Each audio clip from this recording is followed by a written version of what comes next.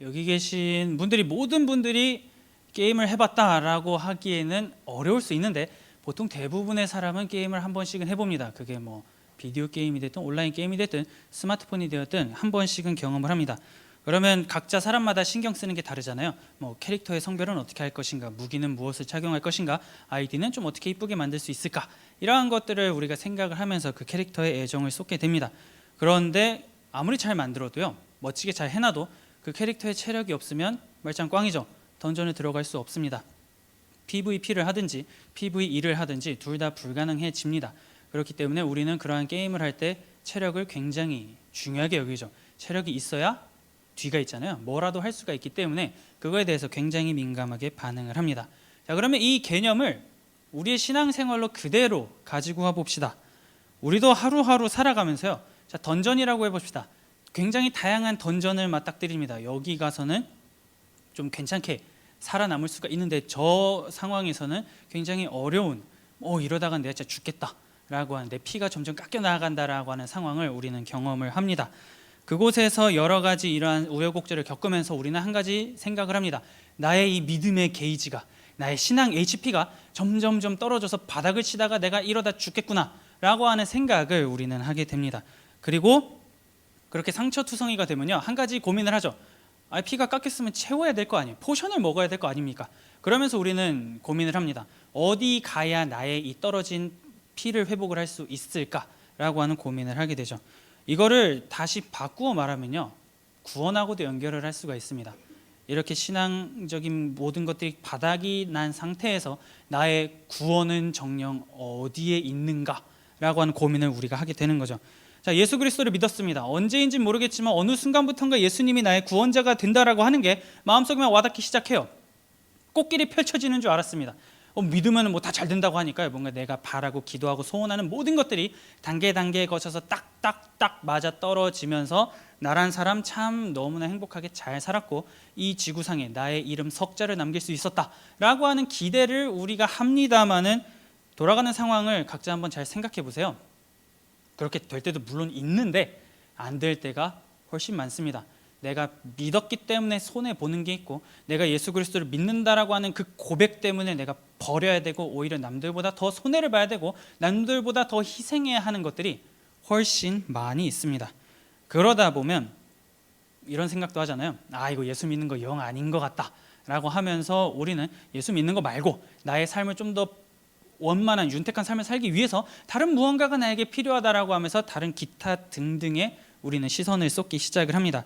그러면서 이 방법이 나의 지금 떨어진 신앙 게이지를 채울 수 있고 나의 믿음의 게이지를 채울 수 있다라고 우리가 생각하고 그거에만 몰두하기 시작을 합니다.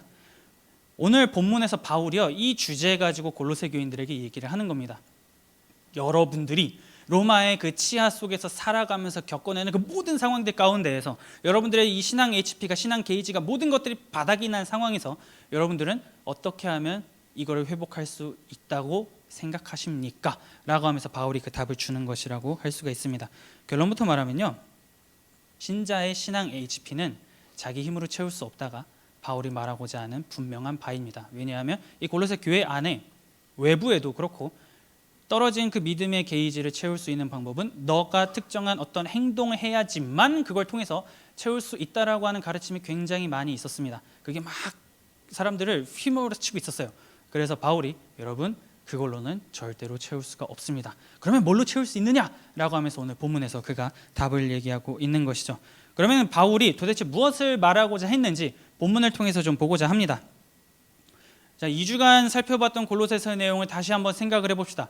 자, 예수님이 만물의 통치자가 되시고 모든 피조물들이 예수님의 발 아래에 있고 주권자보다 훨씬 높으시고 교회의 머리가 되신다라고 했던 것이 지난 2주간 우리가 살펴본 내용이었습니다. 그리스도가 어떤 분이신지 바르게 알 때 이 땅 가운데에서 그리스도께서 원하시는 모습, 하나님께서 우리를 통해서 보고자 하는 그 삶의 모습을 살아낼 수 있다라고 같이 나누었죠.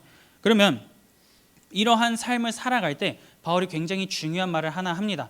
주 안에서 살아가는 것이 중요합니다. 여러분들이 그리스도가 어떤 분이신지 아는 거 굉장히 중요한데요, 아는 만큼 그분 안에서 살아가십시오라고 말을 하는 거죠.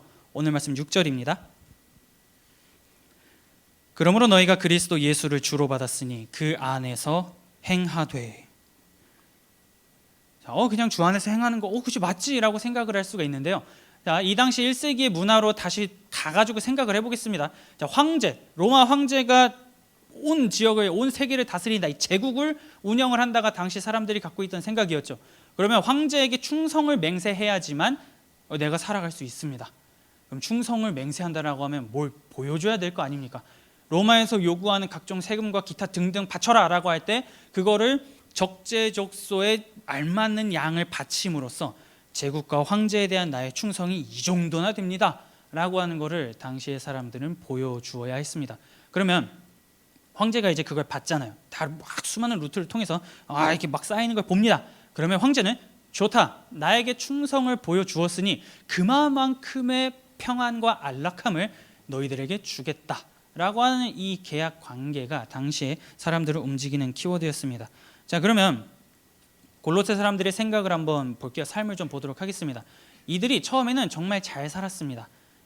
그래가지고 굉장히 부자 도시였어요. 부자 도시였는데 세월이 좀 지나면서 가난한 건 아닌데 그냥 하루하루 살아갈 수 있는 수준으로 떨어졌습니다. 도시의 생활 수준이. 그런데 그러면 이 사람들은 계속해서 생각할 거 아니에요. 좋던 옛날이요 라고 하는데 제국은 그걸 아는지 모르는지 계속해서 엄청난 규모의 세금이나 이런 것들을 요구를 합니다. 처음에는 자기들이 그래도 좀 저축한 게 있을 거니까 막 바쳐요. 바치면서 살아갑니다. 그런데 생산이 따라가지 못하면 결국에는 바닥이 나잖아요.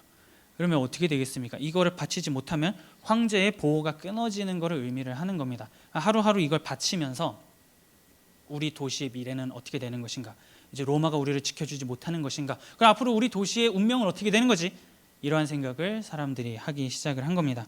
그러한 상황 가운데에서 로마는 얘기를 하는 겁니다.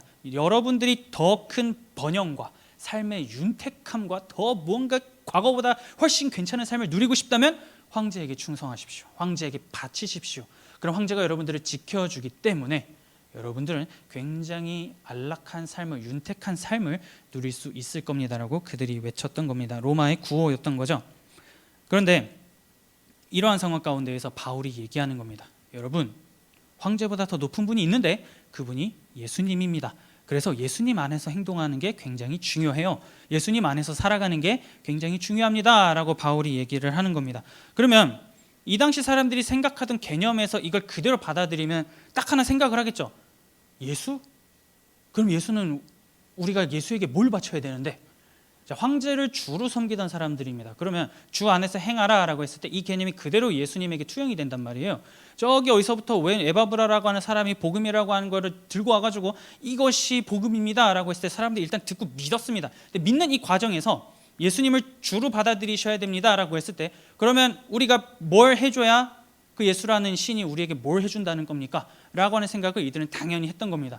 황제보다 적게 바치면서 황제보다 더 큰 능력과 번영을 우리에게 줄 수 있다는 겁니까? 라고 하는 생각을 왜 안 했겠습니까? 새로운 어떤 신이, 새로운 어떤 무언가가 이전보다 더 훨씬 나은 삶을 살 수 있게 해준다라고 얘기를 하는데 사람들은 황제랑 비교를 할 거란 말이에요. 황제보다 더 나은 무언가를 줄 수 있는 자가 예수라고 한다면 그럼 우리는 뭘 바쳐야 이 기브 앤 테이크 관계가 되느냐라고 하는 질문을 사람들이 했던 겁니다. 그런데 놀랍게도 바울은 여러분 아무것도 할 필요가 없습니다. 황제한테 하는 것처럼 뭘 막 두려움 가운데 바치면서 우리에게 평안을 주십시오. 이럴 필요가 없다라고 얘기하죠. 오늘 말씀 7절입니다.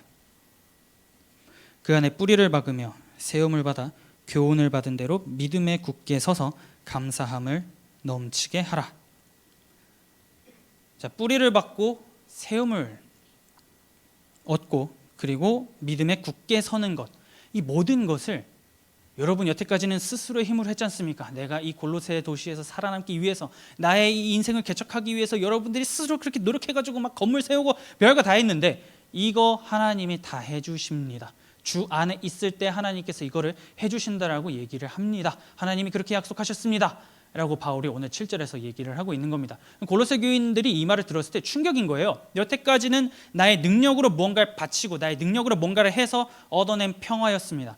그런데 그분 안에 있기만 한다면 이거를 알아서 다 해준다고? 진짜 뭐 안 바쳐도 돼? 여태까지는 뭘 바쳐야지만 뭘 해줬는데 진짜 뭐 안 해도 되는 거야? 좋으면서도 이들의 마음 가운데 뭐가 남아있겠습니까? 좀 찜찜한 게 남아있겠죠. 여태까지 이렇게 살지 않았는데 이게 진짜 맞아? 이렇게 했을 때 손해가 없어? 라고 하는 생각을 이들이 했을 겁니다. 그리고 아니나 다를까 예수를 믿기 시작하면서 사회적인 네트워크망이나 모든 것들을 다 하나하나 이들이 끊어야 했어요. 끊어지기도 했고, 이 기존의 로마 사람들 그리고 이 튀르키예 사람들, 이 골로새, 에베소 이런 히에라볼리 이런 도시의 사람들의 생활 양식과 다른 삶의 모습을 보이다 보니까 점차 다른 사람들로부터 너 뭐야? 이러한 게 보이는 겁니다. 그러면은 사람들과의 관계가 점점 악화되기 시작을 해요. 그럼에도 불구하고 지금 이들은 내가 이 안에 있는 게 정말 맞아? 이거 뭘 안 했기 때문에 내가 지금 이런 어려움 겪는 거 아니야? 라고 하는 두려움이 있었을 거고, 아니나 다를까 바로 이런 타이밍에 거짓 교사라고 하는 사람들이 막 외치는 겁니다. 이거 안 해서 그래. 이거 안 지켜서 지금 삶이 이렇게 힘든 거야. 여러분들이 뭐 예수 믿는 것까지는 좋은데 플러스 알파로 무언가를 해야지만 여러분들이 평안을 누릴 수 있는데 그 알파를 하지 못했기 때문에 지금 여러분들은 이렇게 괴로운 겁니다라고 거짓 교사들이 말을 하고 있는 겁니다. 그러면 골로새 교인들 입장에서 생각해 볼게요. 내 삶이 시궁창이에요. 예수를 믿은 다음부터 꽃길이 아니라 시궁창으로 땅바닥으로 떨어졌습니다. 그러한 가운데에서 자꾸 뭘 안 해도 된대요. 예수라고 하는 자는 뭘 안 바쳐도 된대요. 그래서 안 바쳤더니 진짜 너무 삶이 힘들어요. 그런데 거짓 교사들이 뭘 바치고 뭘 해야지만 여러분들의 삶이 잘 될 수 있습니다라고 하면 당연히 일로 가겠죠. 가고 싶을 겁니다. 왜 안 가고 싶겠습니까? 역시 거봐, 황제에게 뭔가 바쳤던 것처럼 그 신에게도 뭔가 했어야 됐다니까. 우리가 이걸 안 해서 그래 라고 하는 생각을 골로새 교인들이 분명히 했을 겁니다. 그러다 보니까 교회가 이제 막 흔들리기 시작을 하는 거죠. 이거 진짜 잘못했다, 빨리 뭔가 해야겠다 라고 하면서 교회가 막 뒤숭숭숭 하니까 바울이 편지를 통해서 얘기하는 겁니다. 여러분, 에바브라에게 배웠던 것 맞습니다. 주 안에 있으면 그 하나님이 다 하신답니다. 하나님이 다 하실 겁니다. 그렇기 때문에 스스로 애써서 무언가를 이루어내려고 그 구원이라고 하는 것을 쟁취하려고 노력하지 마십시오. 부질없습니다 라고 바울이 얘기합니다. 그러면서 여러분들이 지금은 비록 그것을 깨닫지 못할 수도 있겠지만 주와 연합했을 때 하나님께서 이 모든 것들을 이루어 가신다라고 하는 것을 깨닫고 이게 보이는 게 인지가 될 때 여러분들의 입에서 뭐가 나올 거냐면 감사가 나올 겁니다라고 바울이 얘기합니다. 성도의 입에서 감사함이 넘칠 것이다 라고 말을 하는 거죠. 자, 과거로 돌아가 봅시다. 우리가 지난 한 3개월간 감사 챌린지 했었습니다.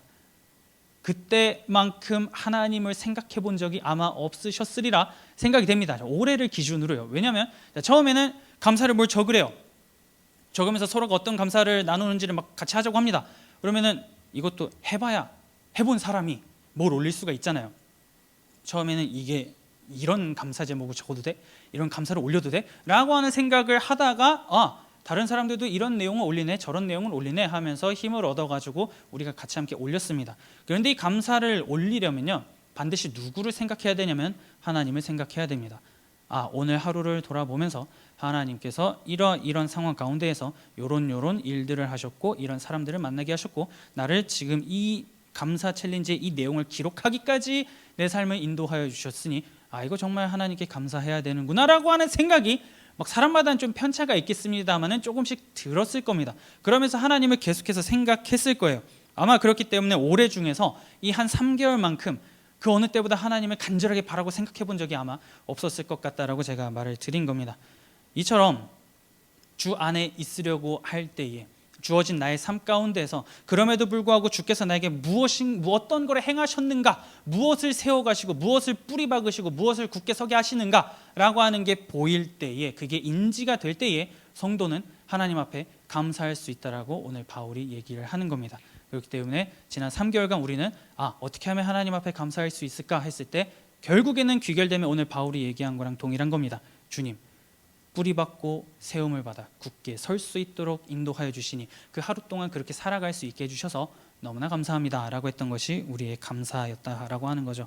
그렇기 때문에 우리는 그리스도인이라고 하는 사람들은 감사라고 하는 것이 입에서 떠나서는 안 되는 자로 정리를 할 수가 있습니다. 왜 우리가 불평불만을 하면서 왜 감사를 하고 싶지 않겠습니까? 감사하고 싶죠. 그런데도 불구하고 내 삶을 돌아보면 불평불만밖에 안 보입니다. 이거 진짜 이거 되는 거 맞아? 라고 하면서 어려움이 굉장히 많아요. 근데 그럼에도 불구하고 바울은 얘기하는 겁니다. 신자라고 한다면 주께서 그 세워가시는 손길이 분명히 보이기 때문에, 그 흔적이 지금은 안 보여도 언젠간 보일 거기 때문에 감사함이 항상 여러분들의 삶 가운데에, 입술 가운데에 넘칠 수 있게 하십시오라고 바울이 말을 하는 거죠. 바로 그것이 성도, 거룩한 자들, 하나님의 백성들이 살아가는 삶의 모습이라고 정리를 할 수가 있습니다. 그럼 왜 이렇게 주 안에 있으면 그것으로 족하다라고 할까요? 왜냐하면 이 거짓 교사라고 하는 사람들이 딱 보다가 한 방에 이들을 낚아채 갈 것과도 같은 염려 때문에 바울이 그렇게 얘기하는 겁니다. 오늘 말씀 8절에서 10절입니다. 누가 철학과 헛된 속임수로 너희를 사로잡을까 주의하라. 이것은 사람의 전통과 세상의 초등 학문을 따름이요 그리스도를 따름이 아니니라. 그 안에는 신성의 모든 충만이 육체로 거하시고 너희도 그 안에서 충만하여졌으니 그는 모든 통치자와 권세의 머리시라.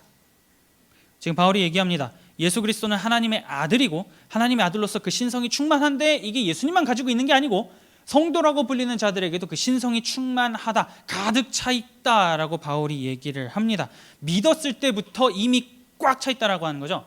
믿은 순간부터 HP가 이미 풀피로 돼 있다라고 지금 바울이 얘기를 하는 겁니다. 뭐 딴 데 가서 채울 필요가 없고 믿은 순간부터 하나님이 그의 신성으로 우리를 가득 채우셨다라고 오늘 본문 가운데에서 말을 하는 겁니다. 그렇기 때문에 나라고 하는 자가 믿기 시작했을 때부터 그리스도께서 내 안에 충만하다라고 하는 것을 인지할 때에 이런저런 외침과 속삭임에 흔들리지 않을 수 있다라고 오늘 바울이 말을 하는 겁니다.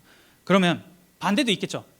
내가 충만한 거를 난 잘 모르겠어 라고 하기 시작하면 어떠한 반응이 나오냐면 오늘 바울이 얘기하는 것처럼 헛된 속임수가 쫙 나타났을 때 이게 복음이구나 하면서 그거를 붙잡고 가게 된다라고 말하는 겁니다. 오늘날 우리가 살아가면서요, 이단이 굉장히 많이 있습니다. 예전에는 음지에서 활동했다라고 하지만 오늘날에는 양지까지 올라왔습니다. 굉장히 많아요.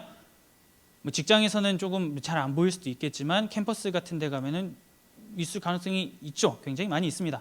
자, 그러한 상황 가운데에서 저 사람이 이단인지 아닌지 어떻게 판단하느냐? 모르죠. 감추고 있는데 어떻게 합니까? 그런데 뭔가 얘기하다가 분명히 다른 지점이 어느 순간에 오게 됩니다. 그런데 그게 오게 됐을 때 우리가 그리스도로 충분합니다. 그리고 예수님이 어떤 분이신지 나는 압니다라고 하는 게 없다면 이 외침이 들려올 때 어떻게 되겠습니까? 참인지 거짓인지를 분별할 수 있는 지혜가 우리에게 없어요.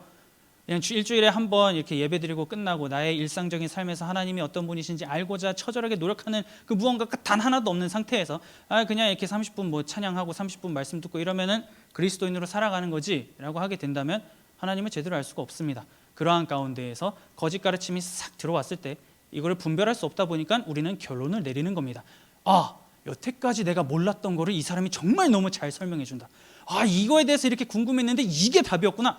이게 복음이었구나. 내가 드디어 진리를 찾았다. 이러고선 글로 간다라고 하는 거죠. 그래서 바울은 얘기하는 겁니다. 이들이 헛된 속임수로 여러분들에게 와가지고 노획물처럼 확 낚아채 가지 않도록 주의하십시오라고 그래서 바울이 얘기하는 겁니다. 이때라고 안 그랬겠습니까? 오늘날이랑 똑같았겠죠. 어떻게 해서든지 사람을 그 가운데서 꺼내가지고 자기들 쪽으로 끌어들이기 위한 그러한 움직임이 굉장히 많았을 겁니다. 그렇기 때문에 바울이 지금 여기 없잖아요. 없는 상황에서 이런 가르침들에 대해서는 여러분들이 분별할 수 있어야 됩니다. 주의하십시오. 그리스도가 어떤 분이신지 바르게 알아가십시오 라고 그가 얘기를 하는 거죠. 그렇기 때문에 여러분, 기회가 있을 때, 내가 아직 젊을 때, 무언가 그래도 아직은 시간적인 여유가 조금이라도 있을 때 하나님이 어떤 분이신지 알기를 힘쓰는 거, 그거를 게을리하지 마십시오. 우리가 양육훈련이 학기마다 열립니다. 그럴 때에 그냥 뭐 하나 또 열렸나 보다 라고 하고선 그냥 넘기지 마시고 이번만큼은 나의 시간과 모든 걸 조금이라도 투자해서 하나님이 어떤 분이신지 알아가겠다. 뭔가 훈련을 통해서 말씀이 뭐라고 얘기하는지 알아가겠다라고 하는 거를 여러분의 삶 가운데에서 조금씩 스며들 수 있게 하십시오. 그래야 어떤 다른 공격이 왔을 때 지금 골로새 교회를 향해서 바울이 말하는 것처럼 무언가가 왔을 때 그나마 이거 뭐지? 라고 생각하는 정도까지는 갈 겁니다. 그것마저 없으면 이거 진짜 되게 좋은 말씀이네 라고 한단 말이에요. 그렇기 때문에 때가 될 때마다, 이게 열릴 때마다 무언가 내가 할 수 있다라고 하는 상황이 펼쳐진다면 계속해서 배워가기를 힘쓰십시오. 배우는 시간을 투자하면 만큼 이러한 거짓 가르침에 흔들릴 가능성이 현저하게 줄어들겠죠. 물론 그거 하나 한다고 해서 단기간에 믿음이 폭발적으로 막 성장할 수는 없습니다. 물론 있을 수 있겠죠. 갑자기 하나님께서 엄청난 성령의 능력 확 부어주시면은 그 한 번만에 모든 도를 다 깨달을 수도 있습니다. 그런데 해보신 분들은 알 겁니다. 내가 진짜 성장한 게 맞아? 뭔가 시간을 투자해가지고 한 것 같긴 한데 이전의 나랑 지금의 나랑 별반 다를 게 없어 라고 생각할 수도 있단 말이에요. 그러다 보면은 무슨 생각을 하게 되냐면 해봤자 소용이 없다. 뭐가 됐건 주일에 시간 내가지고 막 4시 반부터 6시 막 7시 막 토요일에도 막 줌으로 들어오고 이것저것 다 해봤는데 야 이거 아무런 소용이 없었다라고 하는 결론에 들어가게 됩니다. 그런데요, 그렇게 살아내려고 애쓴 거, 그렇게 훈련하기 위해서 시간을 조금이라도 한두 시간 이상이라도 내 바쁜 삶 가운데에서 따로 뗀 거잖아요. 그러한 헌신을 하는 거를 통해서 우리는 나도 모르는 사이에 조금씩 성장을 하게 됩니다. 너무 점진적으로 성장하기 때문에 그게 잘 안 보일 뿐이죠. 하지만 이러한 훈련을 계속해서 거치다 보면 나중에 딱 뒤를 보았을 때 보일 수밖에 없습니다. 나 생각보다 많이 걸어왔네. 생각보다 이 표대를 향해서 많이 넘어왔네. 이전보다는 그래도 조금이라도 알게 됐네 라고 하는 게 우리들 가운데 있게 됩니다. 그러면 이전에는 젖 먹던 신앙에 불과했어요. 무조건 젖을 먹어야지, 음식을 주면 씹어 먹을 수 있는 치아가 없으니까 먹지를 못했습니다. 그런데 이러한 과정을 거치다 보면 이제 치아가 나는 거죠. 그러면서 단단한 음식을 씹어 먹을 수 있는 위치에까지 도달하게 됩니다. 그러면 그렇게 도달한 사람들은 무엇을 해야 되냐? 이제 모든 도를 깨달았으니까 됐어, 이제 뒤에서 조용히 살래가 아니고 배운 만큼 다른 이들이 성장할 수 있도록 그 동력을 주고 길을 터줄 수 있어야 됩니다. 그렇게 할 때 이 공동체가 하나님 안에서 성장하기 위한 열심을 낼 수 있게 됩니다. 지금 바울이 결국에는 이걸 말하는 겁니다. 여러분들이 속지 않기 위해서는 이러한 행동들을 하면서 예수 그리스도를 바르게 알아가는 것을 통해서 이 공동체가, 여러분들의 교회가 건강하게 성장해 갈 수 있도록 애쓰십시오라고 바울이 말을 하는 거죠. 자, 그러면 왜 그렇게까지 그리스도께서 그런 일을 하셨는가라는 질문이 납니다. 뭐 참 좋으신 분이고 뭐 그거 알겠습니다. 그런데 그렇게까지 우리에게 해주시는 이유가 뭡니까? 라고 할 때 바울은 얘기하는 겁니다. 맞습니다. 인간은 죄로 인해서 하나님을 바르게 알 수 없는 존재였습니다. 알 수 없으니까요, 과거 황제로 따지면 황제에게 나는 당신을 잘 모르겠습니다 라고 하면 황제가 뭐라고 하겠습니까? 저 도시를 당장 괴멸시켜라, 이렇게 말할 건데, 인간이 하나님이라고 하는 분을 어떤 분이신지 몰랐습니다. 그럼 황제랑 똑같은 반응을 보여야 했지만 오히려 바울은 얘기하는 거죠. 황제하고는 비교할 수 없는 은혜와 사랑을 가지신 분이란 거를 보여주기 위해서 이 땅 가운데 와가지고 여러분들이 그런 추악한 짓을 저질렀음에도 불구하고 구원해 주신 분이 바로 하나님이십니다. 황제보다 더 큰 구원의 은혜, 황제보다 더 큰 관용, 황제보다 더 큰 사랑을 가지고 있는 분이 하나님이십니다 라고 바울이 말을 하는 거죠. 모든 죄를 사하시고 십자가를 통해서 구원하셨습니다 라고 말합니다. 13절에서 15절입니다. 또 범죄와 육체의 무할례로 죽었던 너희를 하나님이 그와 함께 살리시고 우리의 모든 죄를 사하시고 우리를 거스르고 불리하게 하는 법조문으로 쓴 증서를 지우시고 제하여 버리사 십자가에 못 박으시고 통치자들과 권세들을 무력화하여 드러내어 구경거리로 삼으시고 십자가로 그들을 이기셨느니라. 좋은 말이 뭔가 잔뜩 나오는 것 같은데요, 뭘 이기긴 했대요. 하나님이라고 하는 분이 십자가를 통해서 이겼다라고 하는데, 자, 본문을 다시 한번 나중에 쭉 보세요. 여기에 인간이 숟가락 얹은 거 하나도 없습니다. 사람이라고 하는 인간의 존재가 하나님을 모르면 몰랐지, 거기에 숟가락을 얹어가지고 나도 여기에 뭔가 하나 했으니까 나도 참 대단하지 않습니까? 라고 할 게 하나도 없다라고 지금 바울은 말을 합니다. 오히려 범죄와 육체의 무할례라고 하는 건 할례를 받지 않았다라는 걸 의미하고, 할례를 받지 않았다라고 하는 거는 언약 백성 바깥에 있었다, 구원받지 못한 존재였다라고 말을 하는 겁니다. 그런데 그러한 존재를 그리스도를 통해서, 이 세례라고 하는 걸 통해서 함께 죽고 함께 살린 분이 하나님입니다. 여러분은 하나님이 어떤 분이신지 모른 채로 여태까지 살아왔고, 황제의 모든 이 관점을 하나님에게 대입하면 여러분들은 다 죽어야 되는데 하나님이 여러분들을 살리셨습니다. 그 관용과 사랑이 얼마나 크신지 아시겠습니까? 라고 지금 바울이 말을 하는 거죠. 완벽한 승리를 거두시고 한없이 큰 용서와 자비를 보여주신 분이 지금 여러분들이 바라보고 있는 저 로마의 황제, 이 당시엔 네로죠. 네로 황제가 아니고 바로 하나님입니다 라고 바울이 말을 하는 겁니다. 그렇기 때문에 모름에도 불구하고, 떠났음에도 불구하고, 추악한 짓을 저질렀음에도 불구하고 우리를 죽이지 않으시고 구원해 주셨기 때문에 황제보다 더 큰 분이 맞구나 라고 하는 것에 의해서 여러분들은 감사할 수 있는 겁니다. 감사하십시오 라고 바울이 말을 하는 거죠. 나에게 이런 큰 은혜를 주신 분이 바로 하나님이시라면 이분의 명예가 손상되지 않을 수 있도록, 하나님이라고 하는 그 이름이 먹칠을 당하지 않을 수 있도록 우리는 어떻게 살아야 하는가라고 했을 때 진짜 열심히 그분의 이름에 합당하게 그분께서 우리에게 주신 그 승리를 얻은 자의 삶에 맞게 살아가야 되는구나 라고 하는 것을 바울이 얘기를 하고 있는 겁니다. 그것이 바로 그리스도인의 삶이다 라고 하는 거죠. 죽지 않고 살아난 자의 은혜, 그분의 이름이 먹칠을 받지 않기 위해서 살아가는 자가 바로 그리스도인의 모습이라고 오늘 바울이 말을 하는 겁니다. 그러면서 바울은 다시 한번 강조하는 겁니다. 여러분, 그러니 제발 거짓 교사들이 뭐라고 말하든지 신경 쓰지 마시고 거기서 제발 흔들리지 마십시오 라고 바울이 말을 하고 있는 겁니다. 여러분들이 어떤 은혜를 통해서 구원을 받았는지 안다면 비록 이 로마 세계 팍팍합니다. 여러분들이 나도 로마 시민이고 어떻게 살았는지 아는 상황에서 왜 안 힘든지 난 당연히 다 압니다. 그럼에도 불구하고 예수를 믿음으로 말미암아 포기하고 잃어버려야 되고 희생해야 될 것들이 있음에도 불구하고 오히려 그분께서 우리에게 베풀어 주신 그 사랑이 있으니 그거를 오히려 기억할 수 있으면 좋겠습니다라고 말하는 거죠. 오늘 말씀 16절입니다. 그러므로 먹고 마시는 것과 절기나 초하루나 안식일을 이유로 누구든지 너희를 비판하지 못하게 하라. 이제부터 바울이 본론으로 들어갑니다. 이것들이 거짓 교사들이 말했던 내용들이거든요. 자, 예수 믿는 거, 주로 믿는 거 좋습니다. 그런데 여기에 플러스 알파를 해야 되는데 이러한 과거의 규정들을 지켜야 여러분들이 구원을 받을 수 있습니다 라고 말을 하는 거죠. 예수 플러스 알파가 필요하다라고 지금 말을 하는 거예요. 그런데 바울이 얘기하는 겁니다. 자, 이거 물론 여러분들의 신앙생활에 도움은 어느 정도는 줄 수 있습니다. 부분적으로 도움은 줄 수 있으나 절대적인 표지가 될 수 없습니다. 왜냐하면 이 모든 규정들은 그림자에 불과하기 때문이라고 말하는 거죠. 오늘 말씀 17절입니다. 이것들은 장래일의 그림자이나 몸은 그리스도의 것이니라. 율법이라고 하는 걸 우리가 보면요, 우리가 깨닫는 게 있습니다. 내가 죄인이고 내가 진짜 이걸 통해서 구원을 얻을 수 없구나 라고 하는 것을 알게 됩니다. 그러면은 내가 이걸 하지 못했으니 용서를 받기 위해서 무언가가 필요하다라고 하는 것까지가 율법이 하는 기능입니다. 그러면서 우리는 생각하죠. 그러면 더 이상 죄를 지으면 안 되겠다. 그리고 이거를 해결해야 될 무언가가 필요하겠다라고 깨닫습니다. 그런데 그림자가 가지고 있는 기능은 딱 여기까지입니다. 그림자는 그 이상을 넘어갈 수가 없어요.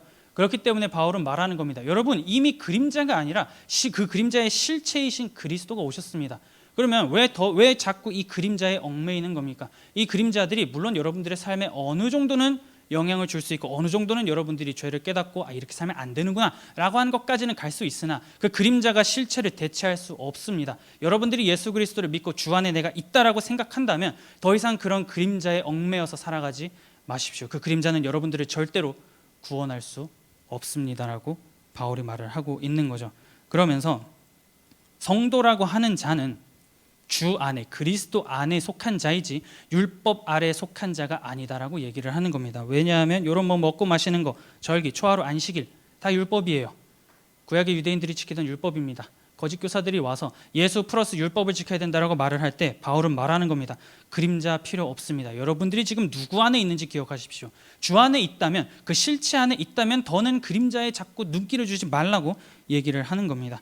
그러니 거짓 교사들은 여러분들이 율법을 지키지 못한다면 정죄를 받습니다. 여러분들이 율법을 지키지 못했기 때문에 지금 예수를 믿으면서도 여러분들의 삶이 그 모양인 겁니다 라고 할 때 바울은 결단코 아니라고 말을 하는 거죠.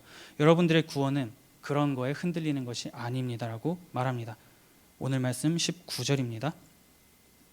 머리를 붙들지 아니하는지라 온몸이 머리로 말미암아 마디와 힘줄로 공급함을 받고 연합하여 하나님이 자라게 하심으로 자라느니라.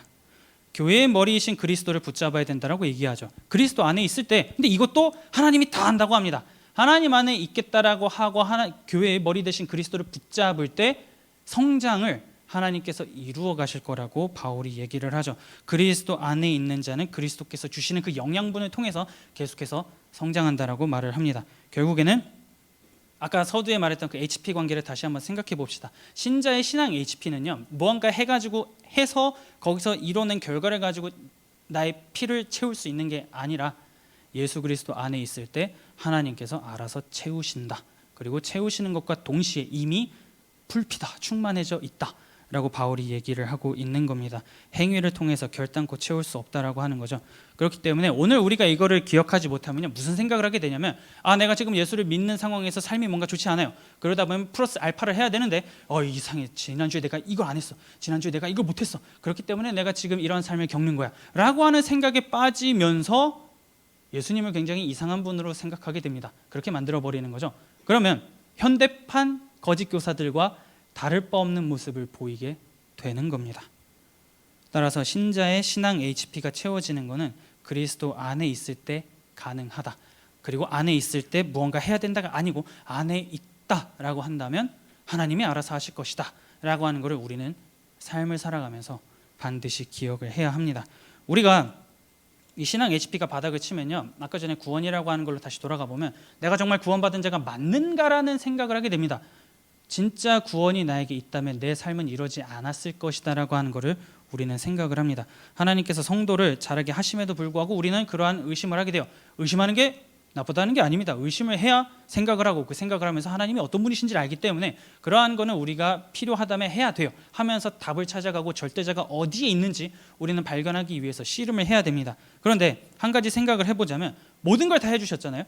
이렇게 이미 죽어야 됨에도 불구하고 일단 살려주셨어요. 그 십자가라고 하는 걸 통해서 살려주신 분의 은혜와 사랑이라고 한다면 우리를 회복시켜 주시지 않을 이유가 없다라고 하는 것도 반드시 기억하셨으면 좋겠습니다.